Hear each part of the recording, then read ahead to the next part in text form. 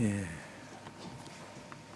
이제 드디어 인생살이가 끝나고 나이가 많이 들어서 이제 죽을 날이 됐습니다. 그래서 이러한 날이 언젠가는 누구에게나 다 이르니까 정말 젊은 시절의 창조주를 기억하라.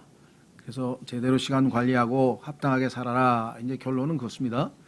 이제 문맥으로 보면 일단은 일반적으로 우리 나이 든 사람의 여러 가지 상태를 하나님께서 지혜롭게 아주 묘사를 잘해서 우리가 쏙쏙 잘 알아듣게 하셨고요. 다만 교리적으로는 이 마지막 환란 때, 즉 유대인들이 결국은 큰 환란을 당하기 전에, 그래서 1차적으로 교리적으로는 유대인들의 환란, 즉 우리가 대환란이라고 하는 그 환란과 관련이 되나, 우리 그리스도인들은 그것보다는 우리 일상 인생에 있어서의 마지막 순간, 즉 이제 주님을 위해서 더 이상 아무것도 할 수 없는 때가 이르기 전에 그래도 뭔가 할 수 있을 때 조금이라도 뭘 하자, 그런 뜻이겠죠. 자, 그래서 오늘 이제 전도서 12장 1절, 이제 내 젊은 시절에 내 창조자를 기억하라.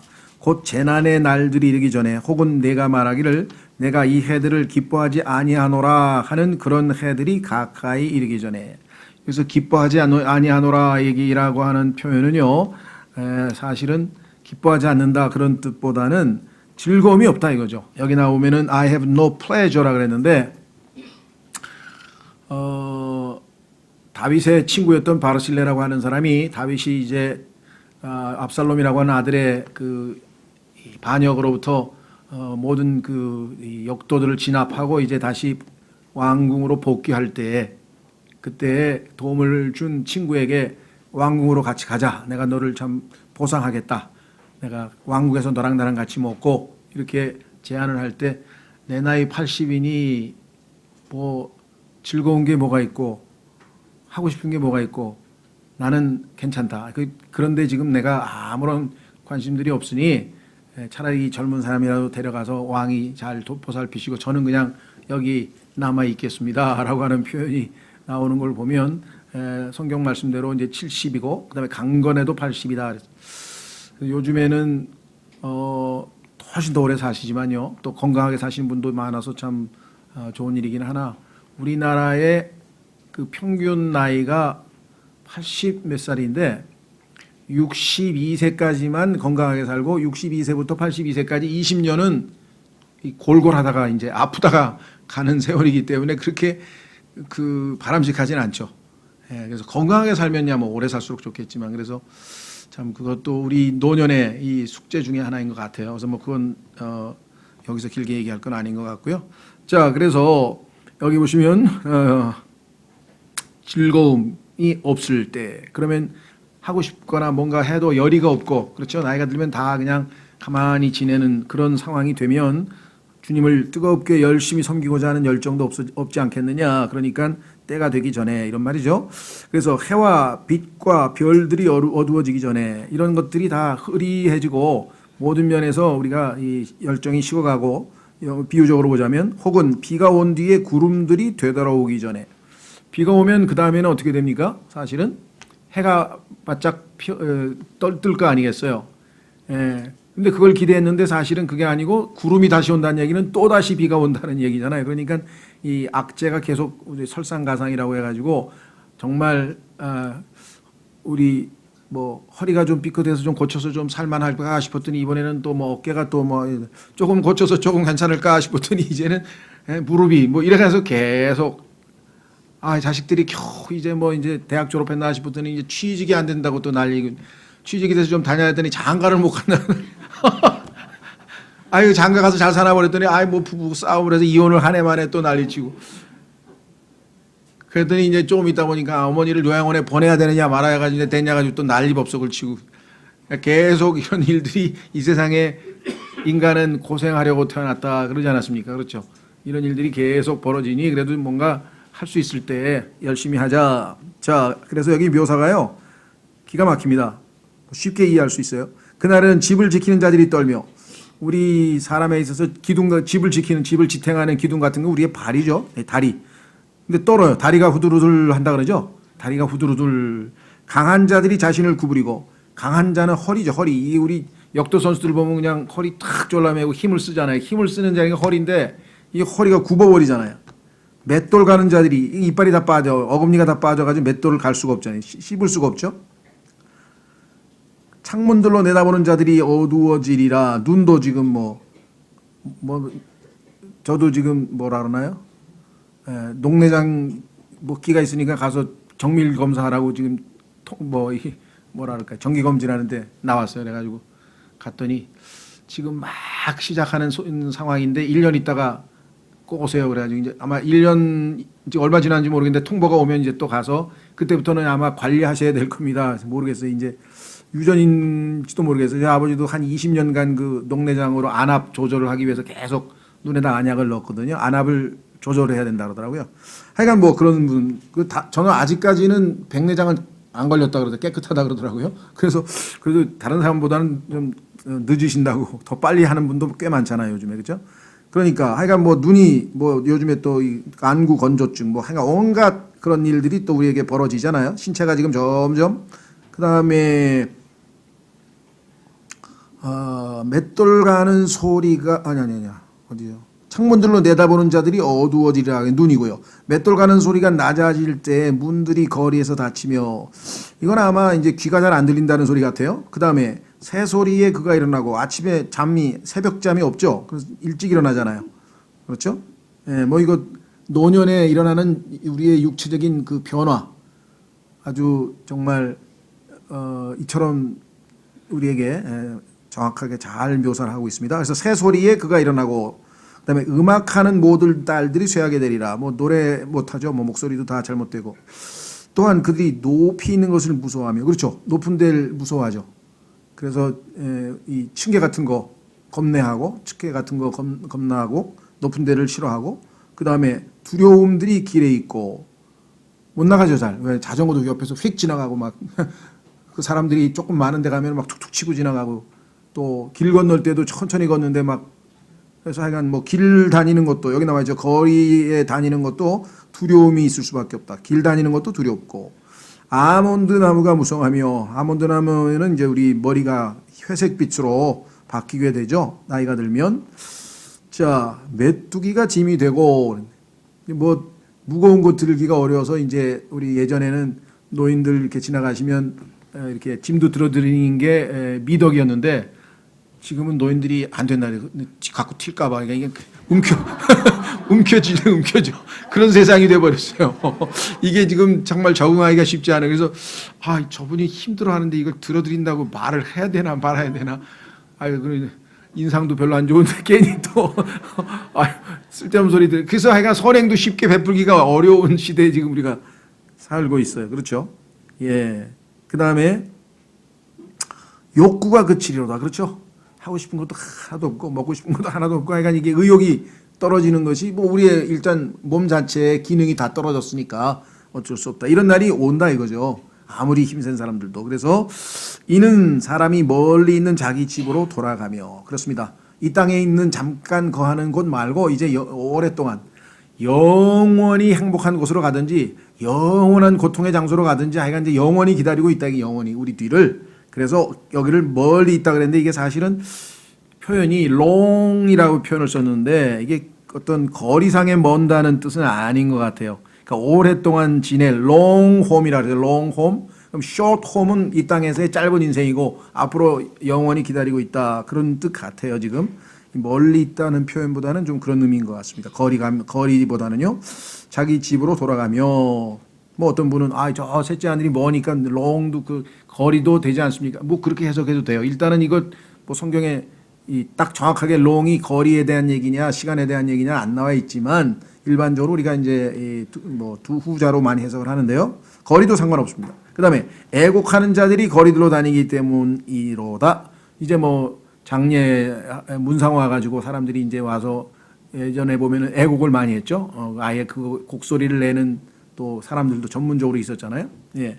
자, 6절 혹은 은줄이 풀리고 금그릇이 깨지고 물 항아리가 샘에서 깨지고 바퀴가 물 저장고에서 깨지기 전에 기억할지니 6절에 대한 얘기는 해석이 좀 분분한 것 같아요. 그래서 왜냐하면 이게 은줄이 풀린다는 게 뭐냐? 그럼 뭐 우리 안에 있는 동양에서는 이 뭐 배꼽 있는 부분에 뭐 은줄이 은로 줄이 매여 있어서 죽을 때 그게 뭐 끊어진다 뭐 이런 얘기도 있다고들 한대요. 그러니까 요 6절에 대해서는 정확하게 우리의 지금 노년의 외적인 현상들은 금방 보면 뭐 다리, 허리 뭐 이런 거 금방 이해가 되는데 이 안에 있는 부분에 대해서는 좀 해석들이 다양하더라고요. 그래서 금그릇이 깨진다 그랬더니 이것도 보통 그 두개골이라고 하는데 죽는다고 깨지나요? 그래도 내가 보기엔 또 이거 좀 아닌 것 같고, 그 다음에 물 항아리 샘에서 깨지고, 이 물 항아리 샘을 또 심장으로 해서 해석하시는 분도 계시고, 바퀴 이것도 지금 뭐 동맥, 정맥 뭐 여러 가지 다양한 해석을 해놨는데 여기에 대해서는 의견 일치가 없는 것 같아요. 그래서 요거는 하여간 신체 뭐 내부에 죽을 때 일어나는 여러 가지 어떤 이 장기 안에서 일어나는 현상, 그러니까 외적인 게 아니라 안에서 일어나는 그러한 것들에 대한 설명이긴 한데 정확하게 성경에서 답을 딱 하나 이렇게 설명할 수 있는 그런 구절들은 없는 것 같아요. 그래서 다양하게 뭐 의사들이 나름대로 평가를 하고 해석을 했는데 또 답이 하나가 아니고 여러 개다 보니까 저도 일단은 우리의 어떤 죽음에 따르는 내적인 여러 가지 뭐 장기가 아니면 두개골이 아니면 우리의 뭐 폐가 아니면 뭐 심장이 뭐 이렇게들 해석을 한다. 이렇게 지금 일단 알아두시면 좋겠고요. 어떤 분들은 또 앞부분은 육체에 대한 얘기고 6절은 이거 영적인 얘기가 아니냐, 영에 속한 얘기가 아니냐. 왜 그러냐면 이 바퀴라고 했을 때 에스겔서에 보면은 이 하나님의 영이 움직일 때 보면은 바퀴와 관련된 얘기가 또 나와요. 그래서 또 이 바퀴, 그다음에 물도 또 성령과 관련된 부분도 있고, 그래서 6절을 또 뭐 이거는 사람의 속에 있는 속 사람에 대한 얘기가 아니냐, 영에 대한 얘기가 아니냐, 뭐 이렇게 해석하시는 분도 있는데 일단은 일치가 안 되기 때문에 성경에 뛰어나신 분들도 일치가 안 되는 거기 때문에 다만 죽을 때에 일어나는 뭐 영적인 현상이든 아니면 우리의 신체 안에서 일어나는 현상이든 그런 현상, 즉 인간의 노쇠에 따르는 현상이라고 일단 우리가 좀 약간 애매모호하지만 그렇게 놔두고요. 그래서 그때 이제 죽은 거니까 흙은 전에 있던 대로 땅으로 돌아가며, 그렇습니다. 영은 그것을 주신 하나님께로 돌아가리로다. 모든 사람이 다 똑같아요. 자, 사람은 영과 혼과 몸으로 되어 있는데 성경에 보니까 하나님께서 흙으로 인간을 지으시고 그 안에 자신의 숨을 불어넣으셔서 인간이 그 숨을 성경에서는 사람 속에 영을 지으셨다라고 스가랴서 12장 1절에 말씀을 하셨어요. 그래서 사람 안에 영이 들어와서 인간이 living soul, 혼, 살아있는 혼이 되었죠.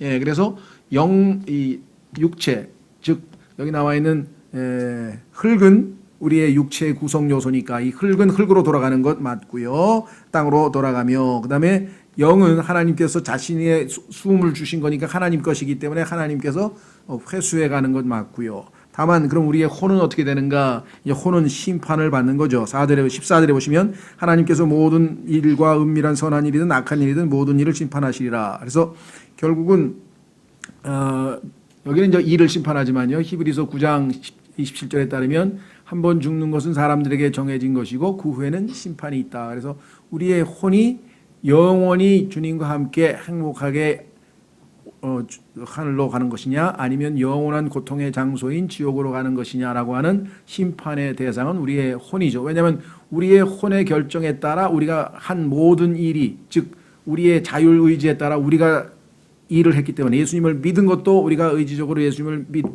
우리의 혼으로 믿은 것이고 또 예수 그리스도를 거부한 것도 마찬가지고 주님을 섬긴 것도 아니면 세상을 사랑한 것도 다 우리의 혼의 행동이었기 때문에 거기에 대한 심판은 반드시 받게 될 것이다. 그랬습니다. 자, 그래서 우리는 12장 1절서부터 시작해서 7절까지는 이제 우리가 결국은 다 죽을 때가 오는데 그렇기 때문에 빨리 시간이 주어질 때, 우리도 그런 얘기하죠. 서양 속담에도 보면은 그 해가 떠 있을 때 건초를 만들라. 그래 해가 떠 있을 때 빨리 말려가지고 이 짐승에게 주는 풀을 만들어야 될 거 아니에요. 저 기회가 주어졌을 때 놓치면 그 다음에 못한다는 말이죠, 그죠? 자, 그래서 이것도 젊은 시절의 내 창조를 기억하라. 우리에게는 나는 젊지가 않은데 여러분보다 나이 많으신 분이 한 분이라도 더 계시죠. 그럼 그분보다는 젊은 거예요, 그렇죠? 예. 성경에서도 마찬가지. 엘더라 그러면 나이 든 자, 모르겠어요. 다음 주든 다다음 주든 해간 제가 지금 하려고 하는 설교 중에 하나는 우리 이제 나이 든 분, 남자, 나이 든 분, 여자, 젊은 여자, 젊은 남자, 교회에서 마땅히 이렇게 살아라 하고 지침이 있는데 거기에 보면 어떤 분들은 나는 그러면 난 50인데 나이 든 자예요, 젊은 자예요. 그런데 두 개 다 해당이 돼요. 60대보다는 젊고 40대보다는 나이 들었고 그러니까 결국은 모든 교훈이 다 자기에게 적용이 되겠죠. 자, 어쨌거나 그래서 우리는 이제 주어진 여건에서 기회가 주어졌을 때 그렇죠. 목숨이 붙어 있는 한 어떻게든 우리가 주님을 기쁘시게 하는 삶을 살자. 자, 이제 결론을 내립니다. 선포자가 말하노니, 이 선포자란 말은 오늘날 우리 현대 영어에서는 설교자라고 합니다. 설교자. 그러니까 지금 바울이 아니라 솔로몬이 죽는 순간 마지막으로 유언의 형식을 빌어서 자신의 인생을 총괄해서 그야말로 인생 설교를 한 거예요. 인생 설교. 그래서 조금 이따 아마 우리 교회에서 참 그 전도서 강의 집, 전도서에 조금 더 아주 좋은 이 설명을 붙여서 나온 강의 집을 하나 지금 그 책이 준비 중인데 제목이 솔로몬의 인생 보고서 이렇게 돼 있어요. 인생을 살고 보고를 후배 여러분들에게 보고를 하고 저는 돌아갑니다. 인생은 이런 것이옵니다 하고 그런 제목을 썼는데 아주 일리가 있는 것 같아요. 자, 그래서 선포자, 즉 오늘날 설교자가 이제 설교를 마치는 거예요. 앞에서 이미 결론을 말했죠. 결론을 얘기하고 증명하고 다시 한번 결론을 얘기하고 옵니다. 1장 1, 2절에 이미 이야기가 나왔었어요. 그렇죠. 헛되며 모든 것이 헛되도다. 1장 2절에서는 헛되단 말을 5번 했는데 헛되며 모든 것이 헛되도다. 이번에는 3번으로 이제 줄였지만 같은 말이죠. 그래서 우리가 자기가 내린 결론이 왜 정확하게 맞는 결론인지 1장 3절서부터 시작해가지고 지금까지 11장에 걸쳐서 왜 허망한 인생인지, 왜 해 아래 살아가는 삶이 허황된 것인지, 공허한 것인지, 뭐 이런 것들을 지금 쭉 입증을 했습니다. 자, 그래서 이제 결론을 내린 다음에 9절로 갑니다. 또한 선포자는 지혜로움으로 여전히 백성에게 지식을 가르쳤고 참으로 그는 크게 주의를 기울이고 탐구하여 많은 잠언을 정리하였노라. 따라서 이 헛된 인생에서 헛되지 않게 살려면 어떻게 살아야 되는가? 지혜롭게 살아야 되는데 그래서 잠언을 정리하였다. 여러분 솔로몬의 잠언이 굉장히 많은데 그중에서 성경에 기록된 것만 해도 지금 31장이나 되죠. 그리고 여기 또 전도서에도 나와 있고요. 그래서 자신의 삶에 있어서의 지혜, 여기 나와 있죠. 지혜로움으로 백성에게 지식을 가르쳤고 자기의 경험, 자기가 또 관찰 이러한 모든 것들을 기록했는데 그는 그냥 느끼는 대로 어떻게 감상적인 수필 정도로 가볍게 쓰는 것이 아니라 상당히 과학적인 그 방법을 동원해서 요즘 표현을 하면 실증주의적인 과학적 방법을 동원해서 답을 내렸습니다. 자, 보시면 이렇게 돼 있죠. 첫 번째는 주의를 기울였다. 잘 관찰했죠. 그 다음에 탐구했다. 과연 내가 지금 관찰하고 이렇게 관찰한 것이 제대로 된 올바른 결론인지 탐구 꾸준히 확인하고 그 다음에 이제 사람들에게 알리기 위해서는 정리를 했죠. 그래서 많은 잠언을 정리하였노라. 자, 이럴 때 한 가지 주의를 우리가 요하는 것은 뭐냐? 10절에 선포자는 애를 써서 받아들일 만한 말씀들을 찾았는데 그렇습니다. 이게 이제 쉽지 않은 것이에요. 그래서 여기 기록된 것은 올바른 것이요 곧 진리의 말씀들이다. 해 아래에서 여러분이 하나님 없이 그렇게 자기 주관대로 자기가 중심이 돼서 막 살면 결국은 마지막 죽을 때 헛된다는 결론밖에 나오지 않는다라고 해서 지금 이제 이것은 사실이다, 맞다 이렇게 지금 주장을 했는데요. 아까 말씀드린 것처럼 주목할 것은 받아들일 만한 말씀이란 표현이네요. 받아들일 만한 말씀. 우리가 의사 전달에 있어서 전달을 제대로 해야지 전달이 잘 안 되면 아무리 좋은 내용이라도 그게 무슨 소리인지 못 알아들을 수도 있잖아요. 그렇죠? 예. 그 방송에도 보면은 이렇게 뭐 토론자로 나온 사람들 보면 어떤 사람은 무슨 얘기를 했는지 뭔 말을 많이 했는데 못 알아듣는 사람도 있는가 하면 짧게 명확하게 어떤 그 이 취지를 정확하게 전달하는 그런 분들이 있죠. 우리나라에서도 아마 여러분들 경험했는지 모르는데 저는 학창 시절에 이 구절을 읽을 때마다 그냥 자동적으로 선생님이 한 분 떠올라요. 그 교수가 한 분 계셨는데 그 교수가 보니까 그 스페인 문학 중에서는 뭐 하여간 유학도 오래 하시고 하여간 제일 실력이 뛰어난 분이라고 알려져 있고 뭐 논문도 많이 쓰고 해서 하여간 뭐 인정을 받는 분이라고 소문을 들었어요. 근데 웬걸 이제 고학년만 가르쳐요. 그래서 3학년인지 4학년인지 가서 수업을 딱 들었는데 무슨 소리를 하는지를 못 알아듣겠는 거예요. 그래가지고 야 다른 애들은 뭐 유명한 선생님이라고 막 교수님이라고 그래가지고 듣긴 들었는데 몇 번을 해도 이게 결론이 안 나오는 게 아니라 계속 말은 많이 했는데 답을 이렇게 뭔가 요지를 알아들을 수 없는 그런 강의를 하시더라고요. 그래서 내가 이 양반이 이게 퇴출을 이런데 이런 사람은 논문이나 쓰고 앉았어야지 이거 강의하면 이건 안 되는 사람이거든요. 그래서 사실은 그 서양에 가면은 연구 교수가 따로 있고 강의 교수가 따로 있어요.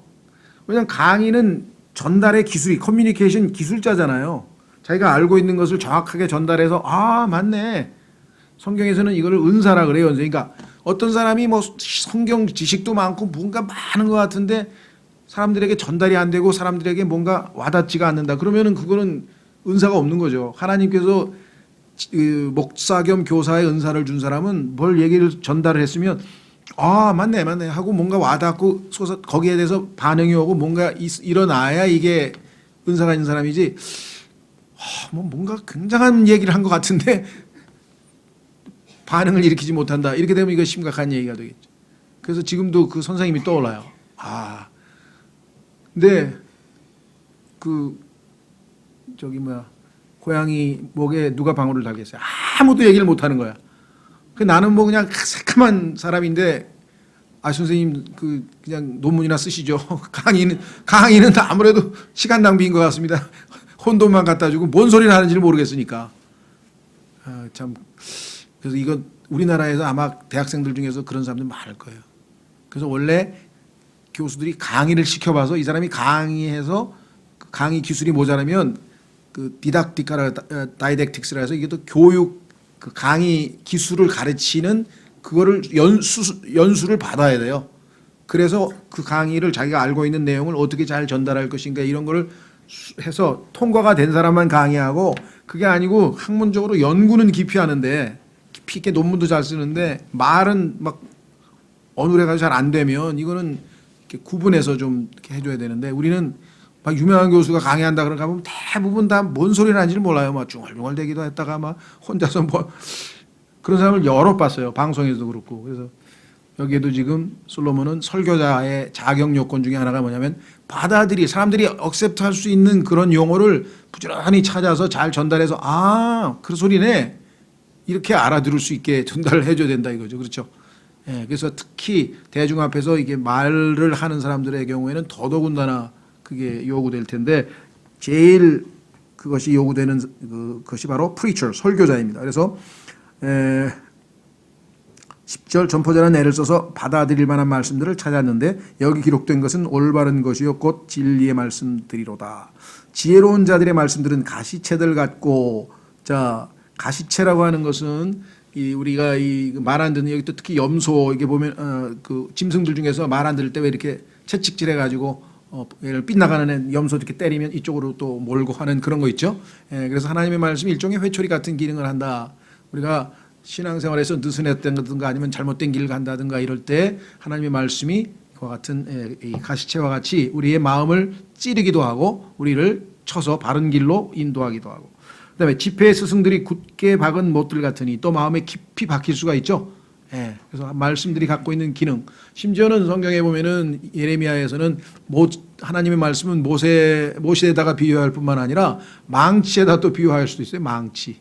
하나님의 말씀이 나라의 어떤 그 자아를 또는 나의 그 고집을 망치처럼 내리쳐서 부서뜨릴 수도 있잖아요. 그래서 회개하고 하나님 앞에 다시 부드러운 마음으로 바뀌어서 하나님을 섬기는 그런 경우도 많죠. 이것들은 한 목자께서 주신 것이니라.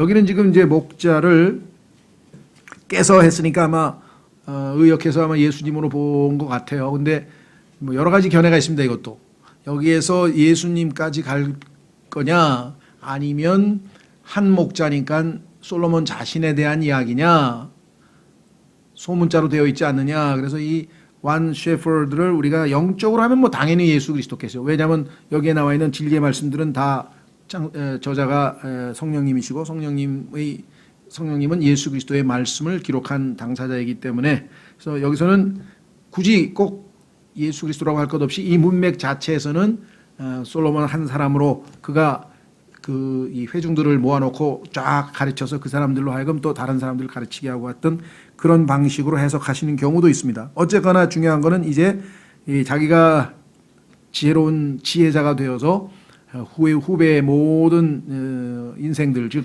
백성들에게 가르친 내용들을 총괄해서 다 가르쳤다, 이렇게 지금 얘기를 했습니다. 그래서 결론은 뭐냐? 12절에 내 아들아 또한 이 말씀들로 권고를 받으라. 많은 책을 짓는 것은 끝이 없고 많이 공부하는 것은 육체를 피곤하게 하느니라. 지금 솔로몬이 내린 결론, 즉 전도서 한 권만 해도 인생에 대해서 우리가 따로 특별히, 그렇죠, 내 인생에 가야 할 올바른 길, 가치관, 또 이 목표 뭐 이런 것들을 할 때 이것 이외에도 수없이 많은 사람들이 많은 책을 짓고 하는데 그런 것들을 다 참조해서 결론을 내릴 수 없죠. 그래서 우리에게는 단 한 권의 책, 성경, 이것이 우리의 유일한 최종 구원이요, 우리의 기준이 되는 겁니다. 그렇다고 해서 여러분이 뭐 자기가 공부하고 있는 전공 분야, 예를 들면 의학을 공부하면 당연히 의학을 공부해야지, 그렇죠. 그러니까 성경에서는 우리의 올바른 가치관, 또 우리의 올바른 사고방식, 또 삶의 목표, 또 하나님에 대한 지식, 무엇이 옳은지 그런지 이런 것들을 우리가 배우지만 디테일한 여러 가지 정보는 당연히 뭐 자기 전공 분야에 관련된 걸 공부를 당연히 해야 되지, 그걸 하지 말라는 뜻은 아니고요. 그럼에도 불구하고 인생에 있어서 가장 기준이 돼야 될 최종 권위는 성경이다. 그래서 영국의 이 최고의 역사 학자고 또 소설가로 알려진 그 월터 스코트라고 하는 분이 남긴 그 에피소드가 아직도 남아 있는데요. 그분이 자신의 그 아들에게 마지막 임종시의 아들에게 그 유명한 발언을 했다고 합니다. 아들아, 나에게 책을 다오. 책을 달라 했더니, 근데 그 아버지가 소설가니까 얼마나 책이 많았겠습니까? 장서가. 아버지, 이렇게 책들이 많은데 무슨 책을 드릴까요? 아들아, 그 책을 나에게 다오. 그 책을 나에게 다오. 바로 성경에 대한 얘기겠죠. 그래서 성경이란 단어는 성경 속에는 없어요. 성경에는 스크립처라고 해서 성경 기록들이란 말이 나오죠. 근데 바이블이란 말은 사실 안 나와요. 그렇죠? 예, 그런데 이 헬라어로 비블로스란 말을 영어로 바이블로 옮겼는데, 바이블은 그야말로 책들이란 말입니다. 책들. 66권으로 되어 있는데 실제로는 한 권의 책이기 때문에 The Book 이렇게 되겠죠. 그래서 아들아, The Book, 그 책 말이야, 이렇게 발설했다는 유명한 말이 있죠. 그래서 이 성경의 가치에 대해서 우리가 한번 생각을 해봐야 되는데요. 한번 확인해보고 마무리 짓겠습니다. 성경에 하나님께서 뭐 수없이 많은 말씀하셨기 때문에 여기서 다 말씀드릴 수는 없고, 얼마만큼 하나님께서 성경을 가치 있게 최고의 얼마만큼 높이 평가하고 계신가. 시편 138편 시편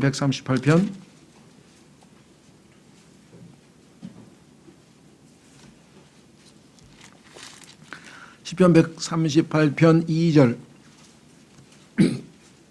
시편 138편 2절. 내가 주의 거룩한 전을 향해 경배하며 주의 인자하심과 주의 진리로 인하여 주의 이름을 찬양하리니 주께서 주의 말씀을 주의 모든 이름 위로 크게 하셨나이다. 자, 주의 모든 이름 위로 크게 하셨다라고 지금 분명히 말씀을 했습니다. 성경에 보면은 이 word라고 하는 이 표현이 W-O-R-D.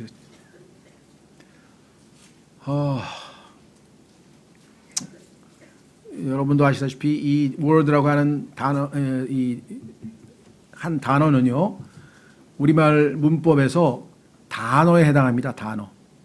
그러니까 문장이 있고 그 문장은 단어들로 구성되어 있고 한 단어는 글자들로 그죠? 한 글자 두 글자 글자들로 구성되어 있고 글자 하나는 또 철자 기역 니은 디귿 리을 글자 그러니까 철자 글자 단어 문장에서 한 문장이 성립이 돼서 그 문장이 의미를 우리에게 전달을 하죠. 예. 근데 이 단어는 문법 용어예요. 그러니까 이거를 우리가 번역할 때 만약에 단어로 번역하면은 이건 안 되죠, 당연히. 그렇죠. 태초에 단어가 있었느니라 이건 안 된다요. 근데 그렇게 번역해야 된다고 주장을 해가지고 굉장히 혼란을 일으켜가지고 참 이러지도 못하고 저러지도 못하고 참. 근데 많은 분들이 어떻게 됐는지 그걸 또 수용하고 막 받아들이는 사람도 있더라고요. 그래서 약간 이쪽 진영에서 뭐 여러분들이 뭐 이미 지나간 일이고 뭐 무리를 일으키고 그래서 더 이상 길게 얘기는 하지는 않지만 말씀드려 뭐 설명을 해도 안 받아들이시더라고요. 그래서 그분이 이 성경 번역이 잘못됐다. 이거는 단어로 해야 되는데 말씀하니까 너무 추상적이어서 하나도 우리 마음에 들어오질 않는다. 이렇게 얘기를 했는데 하여간 이 문제에 대해서 단어라고 할 때는 문법 용어입니다. 문법 용어. 문장, 단어, 글자, 철자. 그래서 한 단어 한 단어. 하나님의 말씀 한 단어 한 단어가 다 하나님의 말씀이고 words, words, 단어들. 그러니까 하나님의 말씀들 했을 때에는 한 단어 한 단어를 다 하나님이 우리에게 주셨기 때문에 우리가 의역을 한다고 해서 막 단어를 빼먹고 번역을 하면 안 되잖아요. 성경 번역은. 그런 의미에서 몇 단어로 돼 있다. 킹제임스 성경은 그렇게 해서 우리가 단어를 중요시 여기는 것은 그 단어 하나하나가 하나님이 주신 말씀에 해당되기 때문이지 단어만 덜렁 있어가지고 이것이 무슨 뭐랄까 이 뭐 하나님이라든가 뭐 이런 표현하면 곤란한 얘기죠. 예수 그리스도의 이 칭호를 얘기할 때도 그걸 태초에 단어가 있었는데 이렇게 하면 안 되죠. 그건 뭐 있을 수가 없는 일이에요. 그래서 정말 너무 안타깝고요. 그래서 이 말씀이라고 했을 때 성경에 보면은 대문자로 W를 대문자로 쓰고 ORD 하면은 word 하면 이건 말씀이지만 이것은 예수님의 타이틀이에요. 예수님의 이름 중에 하나예요. 예수님이 가지고 있는 여러 가지 타이틀이 있죠. 예수님의 이름. 그래서 성경에 보면은 하늘에 아버지와 말씀과 성령. 그래서 이 말씀이 예수 그리스도 아들의 이름이에요. 자, 두 번째는 WORD 했는데 단수로 쓰였어요. 그럴 때는 우리가 집합명사로서 성경, 다시 말하면 창세기부터 계시록까지의 하나님의 모든 말씀을 집합적으로 합해서 말씀이라고 단수로 써요.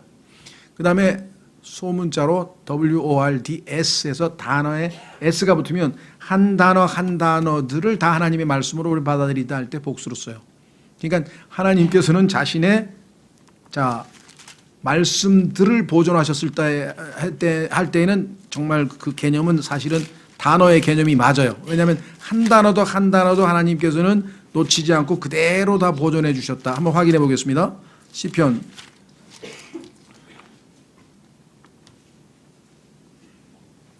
12편 6절 시편 12편 6절에 보시면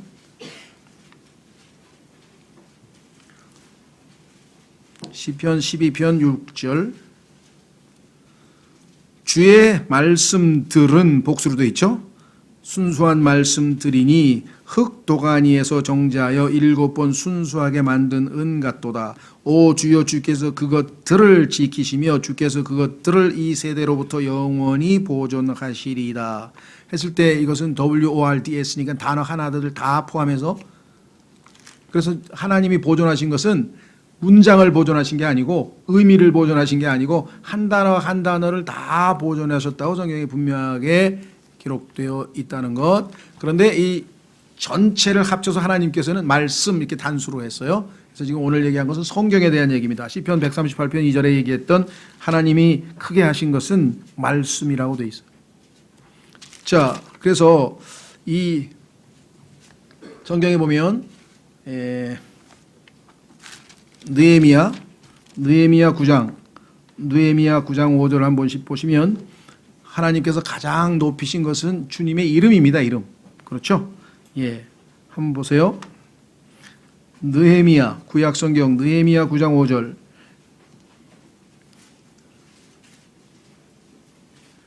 그때 레위 사람 예수아와 간미엘과 바니와 하삼니아와 세레비아와 호디야와 세바냐와 부다히야는 이르기를 일어서서 영원 무궁토록 주 너희 하나님을 찬송할지어다. 주의 영화로운 이름 곧 모든 찬송이나 찬양보다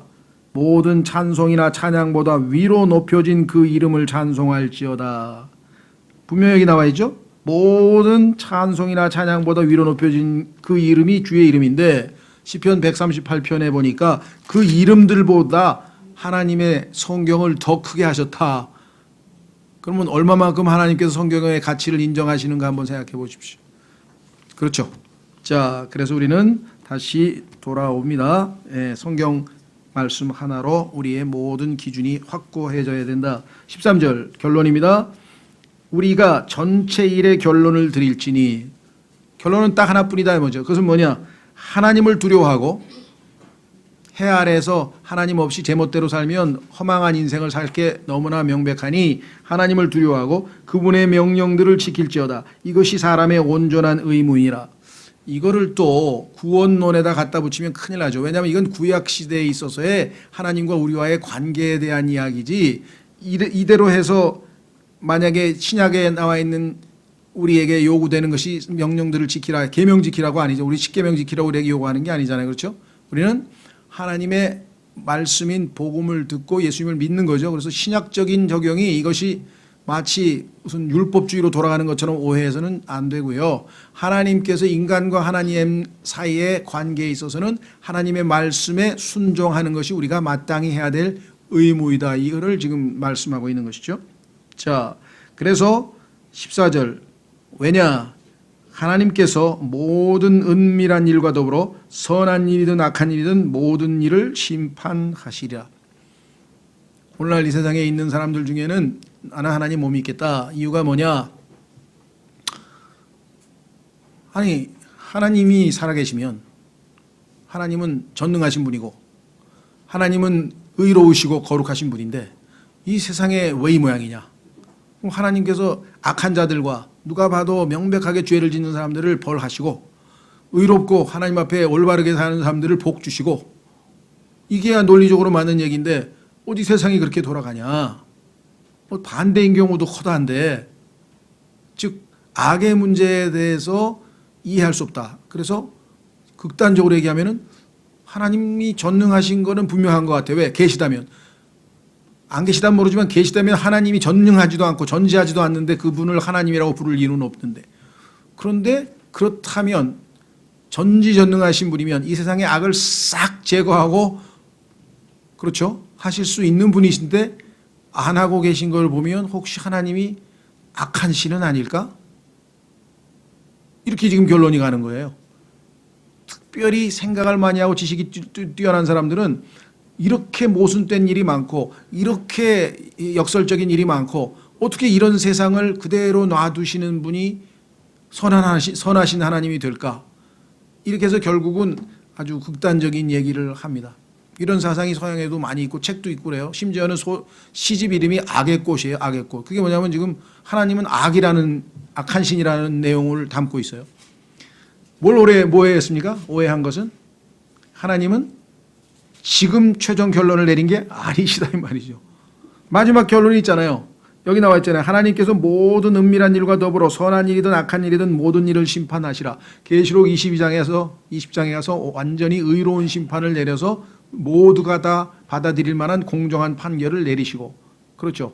지상에서도 재림하시는 순간 제일 먼저 하는 것이 민족들을 심판하시는 거잖아요. 마태복음 25장에. 그리고 맨 마지막에 소위 말하는 미켈란젤로가 그렸다는 최후의 심판이라고 하는 그 그림처럼 마지막 큰 흰 왕좌 심판을 통해서 하나님은 의롭고 거룩하시고 완전하게 공평하신 분이라고 하는 사실을 만천하에 입증하시겠죠. 그렇죠. 그래서 지금 현재 일어나는 현상만 보고 하나님에 대해서 그렇게 무지하게 발설을 한다는 것은 안 되죠. 자, 여기서 우리가 한 가지 주목할 것은 뭐냐면 은밀한 일입니다. 이 은밀한 일. 자, 한번 확인해 보겠습니다. 로마서 2장에 가면 역시 하나님의 심판에 대한 얘기가 나올 때 아마 로마서 2장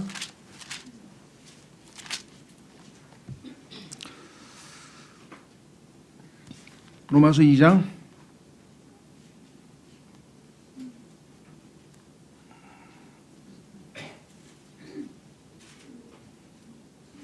3절. 로마서 2장 3절.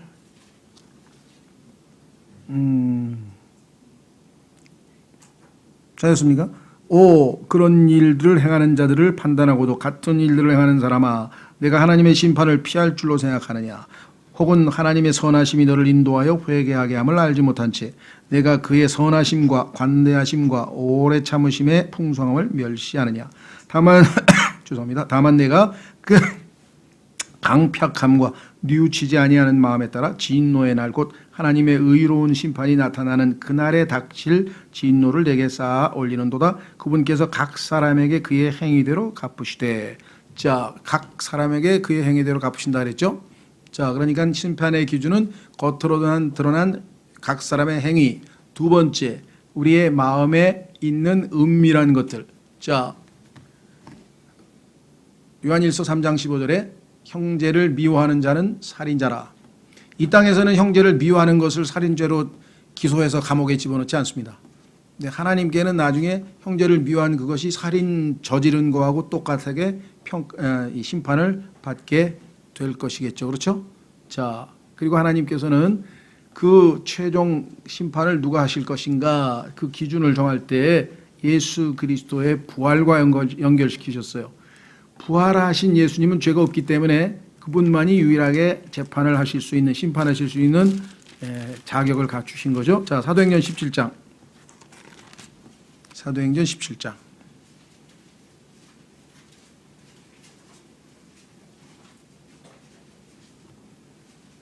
하나님의 심판은 행위대로 은밀한 것, 그 다음에 기준은 뭐냐? 의. 예수 그리스도와 비교해서 예수 그리스도보다 의롭지 못한 사람은 다 심판의 대상이 되는 거예요. 그렇죠? 자, 보세요. 사도행전 18장. 17장 죄송합니다. 17장 31절. 17장 31절. 이는 그분께서 한 날을 정하사, 심판의 날이죠. 그날에 자신이 정하신 그 사람을 통하여 예수 그리스도를 정해 놓으셨어요. 세상을 의로 심판하실 터이기 때문이라. 기준은 의예요. 의. 예수 그리스도의 의로움에 미치지 못하는 모든 사람은 다 심판의 대상이니까 모든 사람이 다 심판의 대상이 될 수밖에 없겠죠. 그분께서 그 사람을 죽은 자들로부터 살리심으로써 모든 사람에게 그 일에 대한 확신을 주셨느니라. 이 땅에서 가장 의로우신 예수님이, 즉 하나님 앞에 단 한 번도 죄를 짓지 아니하는 예수님만이 재판하는 권리를, 자격을 갖추신 분이기 때문에 부활하신 예수님을 봤을 때, 자, 예수 그리스도는 죄가 없으셨어요. 그래서 다른 모든 죄인들의 죄값을 다 청산하신 다음에 하나님께서는 그는 죄가 없기 때문에 살리셨단 말이죠. 그렇다면 부활하신 예수님만이 모든 죄인들을 심판하실 수 있는 심판자로서의 자격을 갖추신 셈이죠. 그렇죠? 예. 자, 그래서 우리는 나중에 모든 무릎이 예수 그리스도 앞에 무릎을 꿇는다. 한번 확인해 보겠습니다. 빌립보서 2장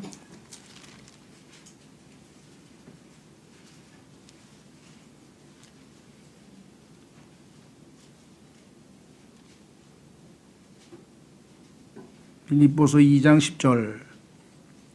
빌립보서 2장 9절부터 보겠습니다. 자, 십자가의 죽으심까지 순종하신 아들을 하나님께서 이제 높이실 날이 올 것이다. 그러므로 아버지께서도 그분을 높이 올리시고 모든 이름 위에 있는 이름을 그분에게 주사 하늘에 있는 것들과 땅에 있는 것들과 땅 아래에 있는 것들의 모든 무릎이 예수라는 이름에 굴복하게 하시고 모든 혀가 예수 그리스도는 주시라고 시인하여. 그러니까 미리 굴복하고 미리 주님이라고 시인하는 것은 큰 축복이죠. 어차피 그렇게 해서 구원받고 용서받고 하나님 나라에 가는 게 낫지 어차피 나중에 죄인으로서 심판을 받게 돼 있잖아요. 예, 그래서 결국은 하나님 아버지께 영광을 돌리게 하셨느니라 그랬습니다. 자, 마무리 발언을 하고 마치겠습니다. 우리가 이 전도서라고 하는 책에 있어서 한마디로 하면 거듭나지 않은 본성에 속한 한 인간이 우리가 그러니까 거듭나지 않고 예수 그리스도의 영이 그 안에 거하지 않는, 다시 말하면 평범한 한 인간이 이 땅에 태어나서 하나님 없이, 하나님과 상관없이 자기가 삶의 주인이 되어서 최대한 지혜롭게, 그 지혜는 물론 태어나면서 하나님께서 인간에게 주신 거겠죠. 그래서 최대한 지혜롭게 이 땅에 살면서 과연 내가 어떻게 하면 행복하게 살 수 있을까? 뭐 다시 말하면 뭐 그것이 자아 성취라고 해도 되겠고요. 또는 뭐 보람 있는 인생이라고 해도 좋겠고요. 뭐 의미 있는 인생이 됐든 뭐가 됐든지 간에 진정한 행복을 누리며 살 수 있는 길이 무엇일까라고 모든 것을 한번 다 섭렵을 해본 거죠. 사람들이 말하는 행복한 길, 그것이 뭐 여기 보니까 뭐 쾌락도 추구해봤고 예술도 추구해봤고 큰 사업을 벌려서 어떤 이 큰 이 사업도 해봤고 학문도 깊이 있게 해봤고 또 여흥이죠. 뭐 오케스트라를 동원해서 이 파티도 열고 그래서 즐기기도 해보고, 하여간 인간들이 이거 하면 행복하지 않을까라고 하는 모든 것을 다 해봤는데 그것도 그냥 맛만 본 게 아니라 최고의 수준까지, 그렇죠? 쾌락도 돈도 권력도 명예 학문도 예술도 사업도 인간이 할 수 있는 최고치를 다 두루두루 해보았으나 결국에는 만족감이 없고 행복하지 않고 충족되지 아니하였더라. 그게 최종적인 결론이어서 헛되고 공허하다 이거죠. 허망하다 이거죠. 헛되고 헛되니 모든 것이 헛되다라고 하는 결론을 내렸는데, 왜 하나님께서 이와 같은 책을 우리에게 주셨을까? 그것은 이 솔로몬이라고 하는 앞선 사람의 쓰라린 그 경험을 통해서 우리 인간에게는 이와 같은 삶을 살 필요가 없다는 거죠. 이 사람이 이미 다 겪어봤는데 그 길을 내가 또 가서 동일한 감정, 동일한 이런 공허감을 느낄 필요가 뭐가 있겠어요? 그 원인은 인간은 영적인 존재라는 거죠. 하나님은 영이시고 인간을 채워서, 인간이 텅 비어있으면 공허감이잖아요. 마음이 공허하고 텅 비어있는데 인간의 비어있는 그 공허감을 채울 수 있는 것은 영이신 하나님만이 채우실 수 있다는 거죠. 그렇죠. 우리를 지으실 때 하나님은 영이시기 때문에 영이신 하나님과 인간과 커뮤니케이션, 교제가 가능한 것은 인간이 영을 사용할 때, 그래서 영과 진리로 하나님을 경배하고, 바울도 내가 내 영으로 섬기는 내 아버지께서 하고, 영을 통해서, 하나님은 영이시니까 영으로 섬겨야지. 그렇죠? 예. 그래서 여기 나와 있는 것처럼 솔로몬은 자신의 인간적 모든 수단을 동원해서 최대한 만족을 얻고 보람을 느끼고 자아를 성취하고 자아를 실현하고 하고자 하는 모든 것을 해보았으나 다 헛되더라. 그러니까 이 시대에 여러분들이 부지런히 열심히 살아가는 모든 사람들에게 제일 먼저 선포해야 될 책 내용은 어쩌면 이 책일지 모르겠다. 그래서 21세기에 이 세상에 있는 사람들이 지금 뭐 어떤 사람은 뭐 돈을 많이 벌려고 사는 사람도 있겠고요. 그렇죠? 또 열심히 공부해서 자기가 어떤 학업적인 성취를 노리는 사람도 있을 것이고요. 권력을 한번 잡아보려고 하는 그런 정치가도 있을 것이고요. 또 사업을 펼쳐서 아주 크게 성공해 보려고 하는 사람도 있을 것이고요. 또 예술을 통해서 자기가 어떤 뭔가를 이룩하려고 하는 사람도 있을 것이고. 그러니까 이 땅에서 인간이 하는 모든 행동들을, 그것도 가치 있고 남들이 부럽다고 생각하는 모든 행동들을 다 해본 사람이잖아요. 그것도 그냥 가볍게 하는 정도가 아니라 최고의 극도로. 그렇죠. 요즘에 소위 말하면 히도니즘이라고 하는데, 히도니즘이라면 쾌락주의거든요. 쾌락주의.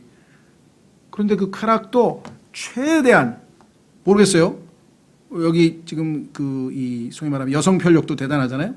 1000명의 아내를 두었다고 성경에 있단 말이에요.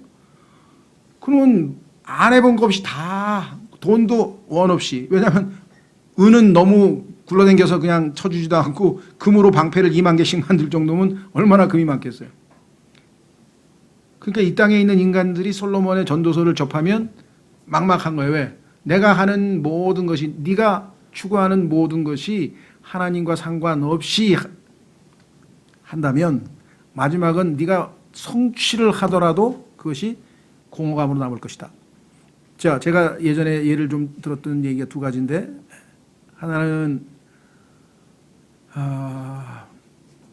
그 여자 알피니스트, 소위 말하면 등산가, 여성 등산가 중에 이름이 김영자라는 분이 계셨어요. 예전에 에베레스트 산을 최고봉을 등정을 했는데, 그때 인터뷰를 했어요. 지금 기분이 어떠십니까? 지금 기분이 어떠십니까? 그랬더니 마음이 너무 공허해요. 내가 여기 5분 올라오려고 내 인생을 다 바쳤거든요. 여기 올라오려고 내 인생을 다 바쳤다는 거예요. 너무 공허하대요. 여러분 어떠세요? 그 순간엔 기뻤겠지. 성취했으니까. 그런데 조금 있다가 밀려오는 건 뭐예요? 내 인생을 다 바쳐서 이거 5분 여기 올라온 게 이게 다인가? 이게 솔로몬이 느꼈던 거하고 다름없는 거고요. 또 미국에 가면은 그 병명 중에 닥터즈 블루라는 게 있어요. 닥터즈 블루.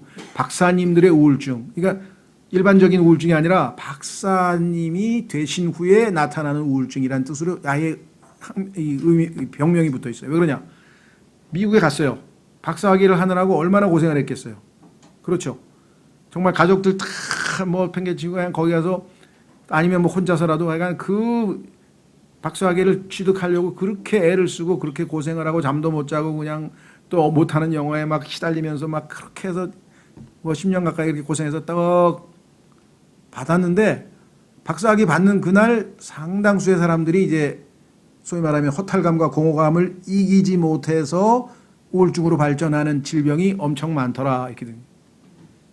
그래서 권고사항이 뭐냐면 그 부인들에게 박사학위 받는 날 남편 차에 그 짐을 챙겨가지고 어디 로키 산맥에 가서라도 한 일주일 동안 여행을 시키라는 거예요.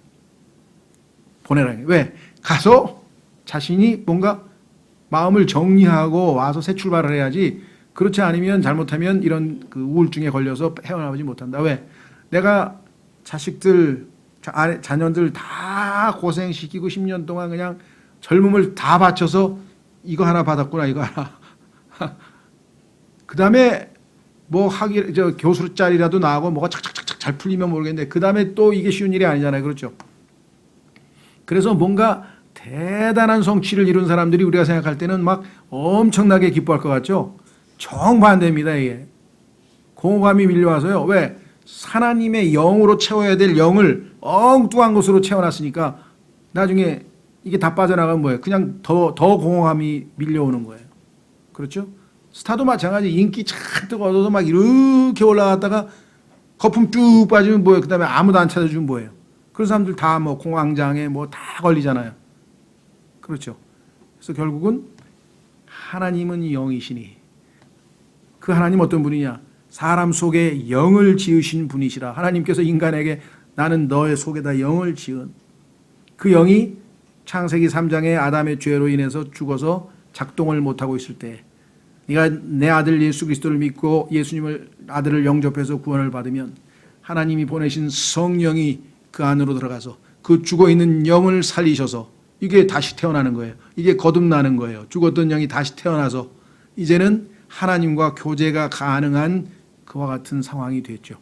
그래서 우리는 영과 진리로 하나님을 경배하고 영으로 하나님을 섬기고, 그렇죠? 그래서 성경에 보니까 하나님의 은혜가 내 영에 있기를 원하노라 하고 강조해서 바울이 인사한 내용도 성경에 보면 나오죠. 그렇죠? 예. 그러니까 솔로몬은 지금 거듭나지 않은 채 해 아래에서는 아무리 무슨 짓을 해도 결코 행복해질 수 없다는 결론을 이 땅에 있는 모든 후배 인간들에게 하나님께서 알려주시기 위해서 기록한 책이 전도서예요. 그런데 이 전도서에 나와 있는 해 아래에서 이루어진 일들을 갖다가 하나님의 생각과 견해로 착각을 해가지고 성경에 있으니까 그것을 있는 그대로 가져다가 그대로 받아들인 이단들이 지금 말씀드린 것처럼 죽으면 아무것도 알지 못하는데 뭐 죽으면 뭐 고통이 있다 그러냐 하는 이상한 그런 종교들이 있는 거죠. 그렇죠? 그래서 성경에, 신약 성경에 나와 있는 계시의 말씀과 전도서에서 나오는 내용이 많은 모순된 내용들이 얼마든지 많이 있을 수 있는데, 그것은 뭐냐면 해 아래에 있는 인간이 하나님 없이 자신의 노력과 관철과 최대한 지혜를 짜내서 만들어낸 결론이 이거지, 하나님의 생각이 여기에 다 그대로 적용되는 것이 아니라고 하는 거죠. 하나님께서 그렇습니까? 헛되더니 그건 하나님 없는 인간의 고백이지. 하나님은 항상 행복하고 항상 기쁘고 항상 복되신 분이라고 성경에 나와 있잖아요. 그렇죠? 그래서 전도서를 대할 때 우리가 조심스럽게 대해야 된다라고 했습니다. 제 개인적으로도 이 책을 마치면서 저에게는 큰 의미가 있는데, 왜냐하면 그 학창 시절에 고등학교 때까지는 뭐 그냥 시키는 대로 공부하고 막 어떻게 했죠. 대학에 가니 시간이 남잖아요. 이제 자율이니까.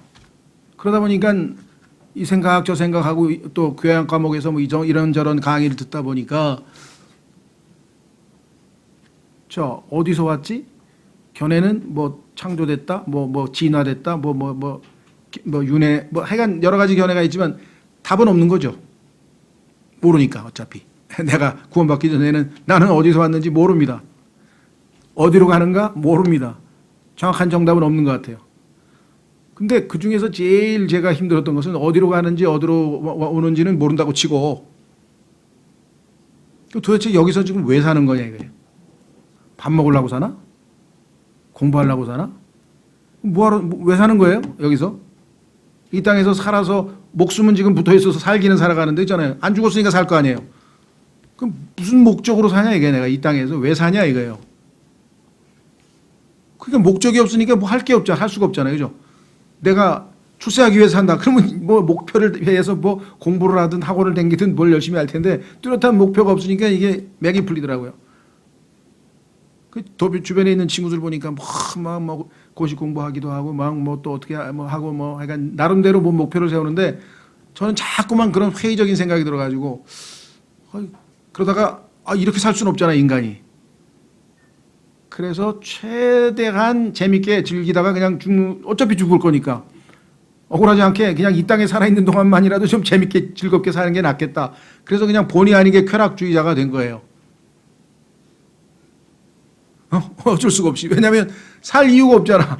그래서 제일 그래도 친구랑 만나서 뭐 술이라도 한잔하고 막 즐거운 시간이 제일 낫잖아. 그래도 그냥 즐겁게 살려는 게 목적이다. 근데 그러면 뭐 즐겁게 계속 살면 좋겠는데 가다가 슬픈 일도 당하고 괴로운 일도 당하고 그러면 죽어버리잖아. 그러니까 허망한 거죠. 예. 그래서 참 이 문제가 괴로웠고 힘들었어요. 말씀드린 것처럼 2년 반을 30개월을 병원에 누워있는 할아버지 이렇게 지켜보니까 막 욕창이 나고 나중에 막 마지막 거의 몰골이 그냥 뼈만 남았는데 그걸 막 각자같이 살려두는지 한 달에 한 번씩 30번을 계속 병문안을 가면서 볼 때마다 80. 그럼 우리 아버지가 지금 그러면 25년 있으면 우리 아버지 이렇게 되는구나. 나는 우리 아버지 25년 나는 55년 뒤에 이렇게 되는 거네. 그렇잖아요?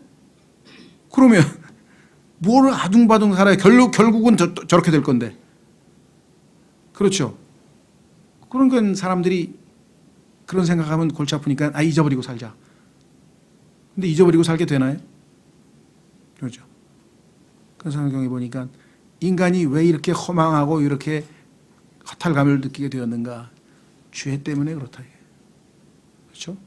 창세기 3장에 죄로 말미암아 하나님과의 관계가 끊어졌으니 하나님을 기쁘시게 하려고 태어난 존재가, 만들어진 존재가 하나님과 아무 상관없이 제멋대로 사니 행복할 리가 없죠. 영은 죽어 있고 하나님과의 교제도 안 되고. 이런 모든 것으로 봤을 때 결국은 구원받는 것은 이 땅에서 인간으로서 진정한 충족감과 행복과 만족을 누릴 수 있는 유일한 길이다. 그래서 예수님께서 "You must be born again." 너희는 반드시 다시 태어나야 된다. 우리의 죽은 영이 다시 반드시 태어나지 않으면 아무 의미 없는 공허하고 텅 빈 헛된 인생을 살 수밖에 없다 이거죠. 그렇죠? 그래서 우리가 외쳐야 돼. 너희는 그냥이 아니고 반드시 다시 태어나야만 한다. 그래야 인간으로 행복하게 살 수 있다. 그렇죠? 왜? 영이신 하나님께서 그때부터 우리에게 말씀도 하시고 공급도 하시고 하나님의 말씀이 이해도 되고 성령께서 우리의 영과 교제를 하는 것이죠. 그렇죠? 그래서 솔로몬은 해 아래에서 이 거듭나지 않은 상태에서 최대한 살아봤으나 아무짝에도 소용없는 인생을 살고 마른 거죠. 마지막 결론은 그래도 다행히 하나님 품으로 돌아와서 최종 결론을 내렸습니다. 예, 그래서 하여간 여러분들에게 우리뿐만 아니라 많은 사람들에게 알려주시고요. 또 우리 교회에서 나온 그 전도서 강에 나오면 한번 쭉 읽어보시면 크게 아마 동감이 되실 거예요. 그러면 주변에 있는 분들에게도 많이 권하셨으면 좋겠습니다. 예, 다음 주부터는 우리가 아마 예고해드린 대로 솔로몬의 아가서, 가장 아름다운 노래 Song of Songs인데요. 노래 중에 노래라는 것으로 우리 수련회 때 우리가 공부했던 것처럼 주님과의 관계를 한 단계 한 단계 더 깊이 있게 알아가는 그런 내용으로 우리가 공부하도록 하겠습니다. 다 같이 일어나셔서